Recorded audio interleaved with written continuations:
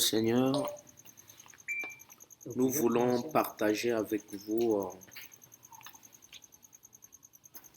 la parole de Dieu. Comme Dieu l'avait dit à Josué, il lui dit, dans Josué chapitre 1, il lui dit que le livre de la loi ne s'éloigne pas de ta bouche, médite-la, médite cette loi-là, jour et nuit, c'est alors que tu réussiras dans toutes tes entreprises. Voilà pourquoi, pour réussir dans la vie chrétienne, il faut se nourrir de la parole de Dieu. Mais j'aimerais dans cette vidéo partager avec vous sur un thème intitulé « L'ange exterminateur n'entrera pas dans ta maison ». L'ange exterminateur n'entrera pas dans ta maison. Ce thème, je l'ai tiré dans un livre de l'Ancien Testament, Exode chapitre 12. Tout le chapitre 12 est concerné, mais ce qui va nous intéresser, c'est à partir du verset 21. Exode chapitre 12,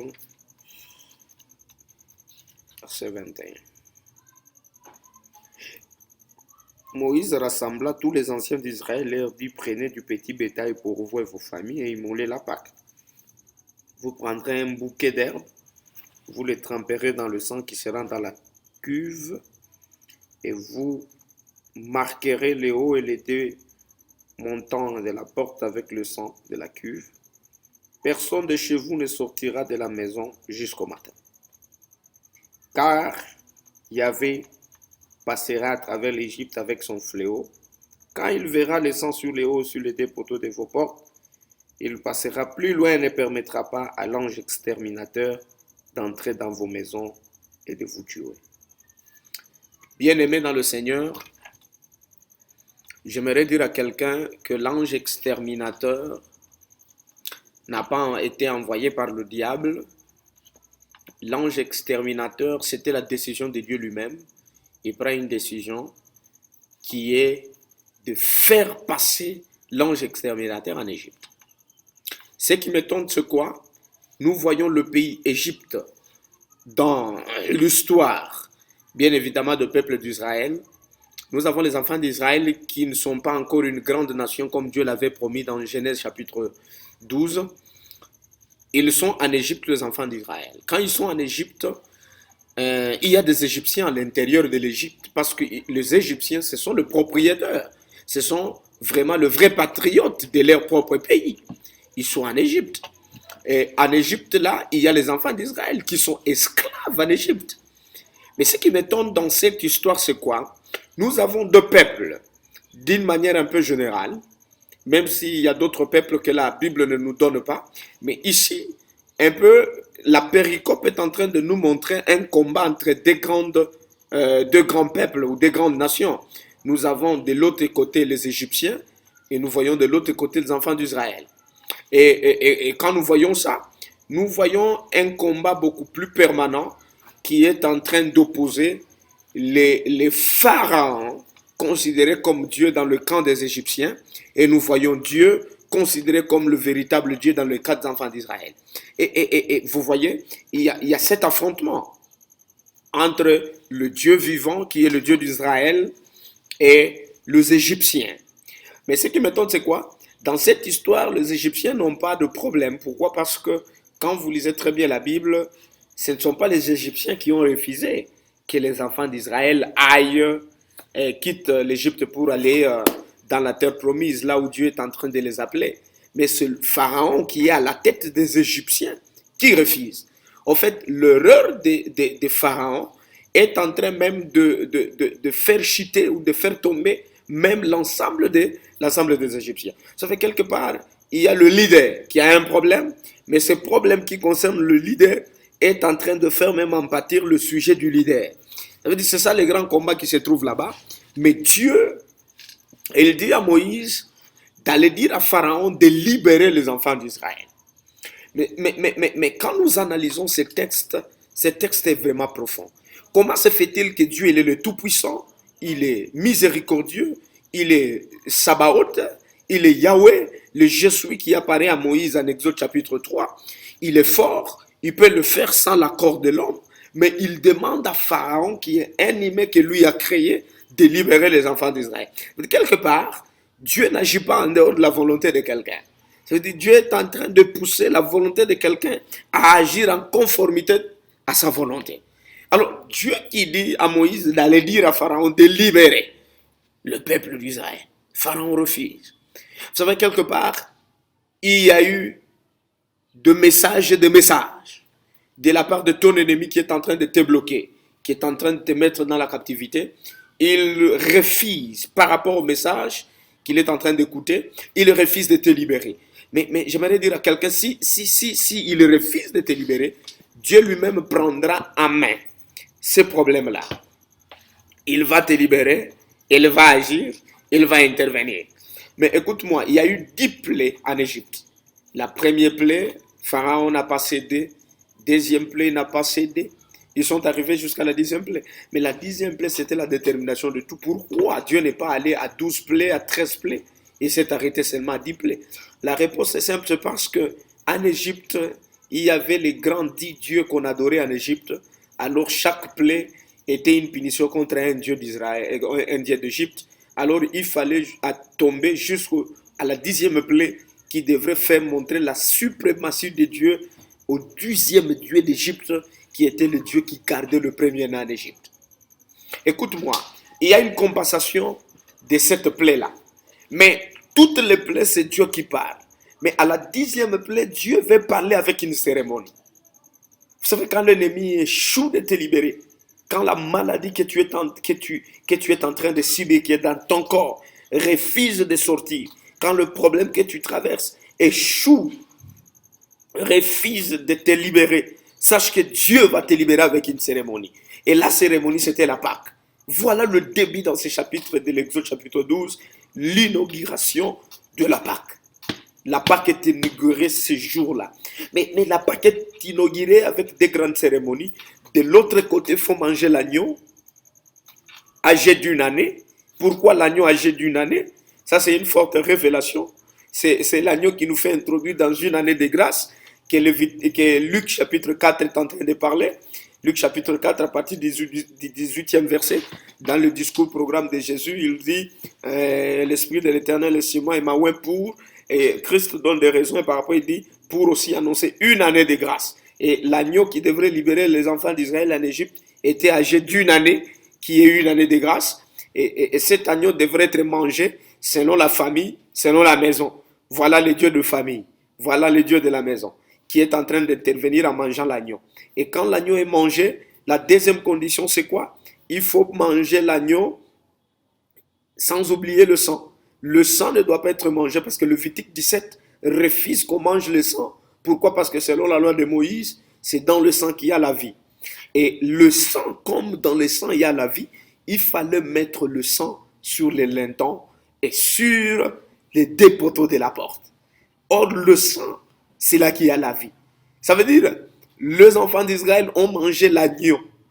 Et mais le sang où il y avait la vie de l'agneau se trouve sur le linton et sur le deux poteaux. Ça veut dire les deux poteaux verticaux ou les deux planches là de la porte. Ça veut dire la vie se trouvait sur le sang. Et Dieu dit, quand l'ange exterminateur viendra, il passera dessus lorsqu'il verra le sang. Ce qui m'intéresse dans cette histoire, c'est quoi? Dieu ne dit pas, l'ange exterminateur passera dessus lorsqu'il verra que vous avez mangé l'agneau. Mais il dit plutôt, lorsque il verra le sang, il passera. Ça veut dire quelque part, il y a un ange exterminateur dans ce monde qui peut agir par la volonté de Dieu. Dieu le permet. Ça veut dire, rien ne peut se passer dans ce monde si Dieu ne le permet pas. Par sa volonté permissive, Dieu permet, mais sans être l'auteur, mais il permet. Mais quand il permet que l'ange exterminateur arrive, l'ange exterminateur n'a pas peur de la manière dont tu maîtrises la Bible. L'ange exterminateur n'a pas peur de tes soutanes pastorales. L'ange exterminateur n'a pas peur des cols pastorales. L'ange exterminateur n'a pas peur du chapeau du bishop. Mais l'ange exterminateur a perdu sang. C'est-à-dire quelque part, le moment que nous traversons, le temps que tu traverses, les difficultés que vous traversez, ce sont des difficultés qui sont entrées dans ta vie parce qu'ils n'ont pas trouvé le sang.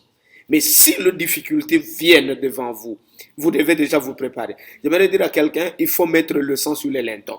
Mais c'est rituel dans la nouvelle alliance. Est-ce que faudra-t-il le faire comme dans l'ancienne alliance? Prendre le sang, tuer l'agneau, mettre sur le linton de nos portes? Non.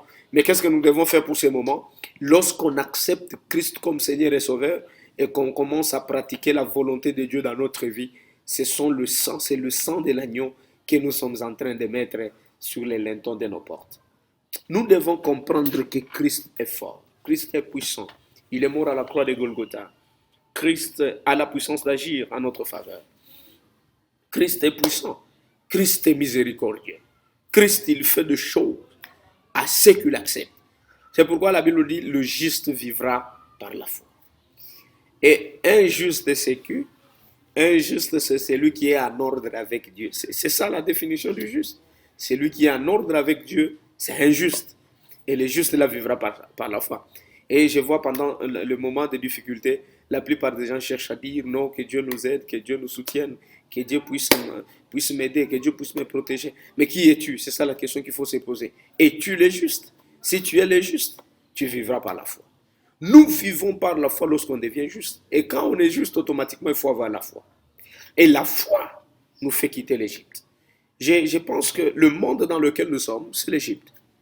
Et dans cette Égypte, il y a beaucoup de plaies. Il y a beaucoup de plaies. Il y a des plaies qui ravagent nos vignes. Il y a des plaies qui ravagent les animaux domestiques que nous avons élevés. Il y a des plaies qui ravagent notre économie. Il y a des plaies qui ravagent nos productions. Il y a des plaies qui touchent nos enfants. Mais j'aimerais dire à quelqu'un, dans ces plaies qui touchent comme les plaies en Égypte pendant l'époque de Moïse, ils ont été sauvés parce qu'ils avaient Dieu. Dieu était de leur côté. Que Dieu soit à tes côtés. Que Dieu soit à tes côtés. Fais tout dans la vie, mais que Dieu soit à tes côtés. Si Dieu est à tes côtés, vous verrez que tout deviendra facile dans ta vie et la solution sera beaucoup plus facile. Vous savez, ne cherchez pas de méthode pour résoudre un problème dans ta vie, mais laisse Dieu chercher une méthode pour toi. Laisse Dieu chercher une méthode pour toi. Vous savez, le paralytique là de la piscine de Bethesda, qu'est-ce qui s'est passé avec ce monsieur-là? Tout le monde s'est jeté dans l'eau. Et lui aussi, il a pensé que peut-être un jour, moi aussi, je pourrais être guéri en se jetant dans l'eau. Il y a une méthode qui était appliquée là-bas. Mais Christ est venu avec une nouvelle méthode. Et cette nouvelle méthode, lui-même inaugure la méthode. Laisse Dieu choisir pour toi la méthode. Tu ne seras pas guéri par des méthodes que tu es en train de chercher à appliquer dans ta vie. Mais tu seras libéré, délivré, béni, soutenu. Tu atteindras ta destinée par des méthodes que Dieu lui-même choisira dans ta vie. Et Dieu avait besoin du peuple d'Israël, pas pour que le peuple d'Israël aille manger de la manne dans le désert, pas pour que les enfants d'Israël aillent occuper les Canaan, mais le premier objectif pour lequel Dieu avait besoin des enfants d'Israël, c'était de les servir. C'est ce que dit la Bible. La Bible dit, j'ai besoin de mon premier-né qui est Israël, afin qu'il aille me servir dans le désert. Ça veut dire, Dieu ne te délivre pas pour ton propre succès. Dieu ne te délivre pas parce que tu as beaucoup pleuré. Dieu ne te délivre pas parce que tu as besoin, par exemple, de prouver aux autres comment Dieu est grand. Non, Dieu te délivre, Dieu te bénit, Dieu est en train d'arrêter la maladie de coronavirus, Dieu est en train d'arrêter le chômage, Dieu est en train d'arrêter les problèmes, pas parce que tu as beaucoup pleuré, mais parce que Dieu a besoin qu'en sortant de ces problèmes que tu traverses, tu puisses les servir. Le monde doit comprendre ça, que les difficultés dans lesquelles nous sommes, Dieu est capable de nous faire sortir là-bas. Mais l'objectif pour lequel Dieu nous fait sortir de problèmes dans lesquels on est, c'est pour le servir. C'est pour le servir. C'est pourquoi il y a des gens que Dieu rejette. Parfois, après la délivrance, ils rejettent Dieu. Ils ne connaissent pas même l'objectif pour lequel Dieu l'a délivré. Non, Dieu le fait pour qu'Israël aille le servir. C'est pourquoi vous devez servir l'Éternel après la délivrance. Pendant ces moments que le monde traverse, c'est une leçon morale, spirituelle bien évidemment aussi, que le monde comprenne qu'il est temps, après ces problèmes, lorsqu'il va s'arrêter, que Dieu vienne, que tu commences plutôt à le servir en sincérité, en sanctification, en respectant le principe, en respectant le précepte de l'Éternel, en étant juste en harmonie avec la volonté de l'Éternel. Et la Bible dit, c'était l'inauguration de la Pâque. L'agneau, ils ont mangé l'agneau, mais le sang est là. Et l'ange exterminateur devrait passer la nuit. Ce qui m'étonne dans cette histoire, l'ange exterminateur a agi pendant la nuit. Et dans le camp des Égyptiens, c'était des plaies, et dans le camp des enfants d'Israël, c'était la joie.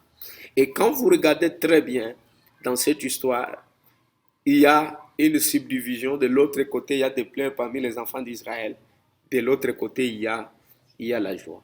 N'est-ce pas la croix de Golgotha? À la croix de Golgotha, quand Christ est mort, il a divisé ce monde en deux. La joie pour ceux qui seront de son côté, et de plaire de ceux qui ne vont pas l'accepter et ceux qui vont le rejeter. C'est pourquoi quelque part même à la croix, il y a les deux voisins qui sont à côté de la croix de Jésus, qu'on appelle les deux brigands. Moi, j'aime bien les appeler les deux voisins de Jésus. L'autre est là, l'autre est là. Mais ce qui me tombe dans cette histoire, c'est qu'il y a un des voisins qui reconnaît qu'il est coupable et Christ est innocent. Et il reconnaît aussi que Christ est divin, il vient du ciel. Mais il y a l'autre qui veut le miracle. Si tu es le Christ, nous voulons que tu puisses nous libérer. Mais ce qui est sûr dans cette histoire, c'est quoi? Quand vous regardez très bien, c'est lui qui a cherché Christ c'est lui qui disait, le brigand là, qui voulait que Christ le libère de la croix et qu'il se libère lui-même, Christ aussi. Il n'est pas parti avec Christ au paradis, mais c'est lui qui l'a reconnu comme le véritable Christ et qu'il est innocent. Il est parti avec Christ au paradis. N'est-ce pas un problème qui traverse le cœur de plusieurs chrétiens aujourd'hui? Il y a des gens qui cherchent Christ pour le miracle. Et il y a les gens qui reconnaissent Christ comme Christ et le servent en tant que Christ. Ce sont ceux-là qui seront avec lui au paradis. Mais ceux qui les cherchent pour qu'on puisse les libérer dans des difficultés, libère-nous de la croix parce que nous sommes dans la souffrance. Ils n'ont rien, il n'a rien reçu. Il est resté. Il voulait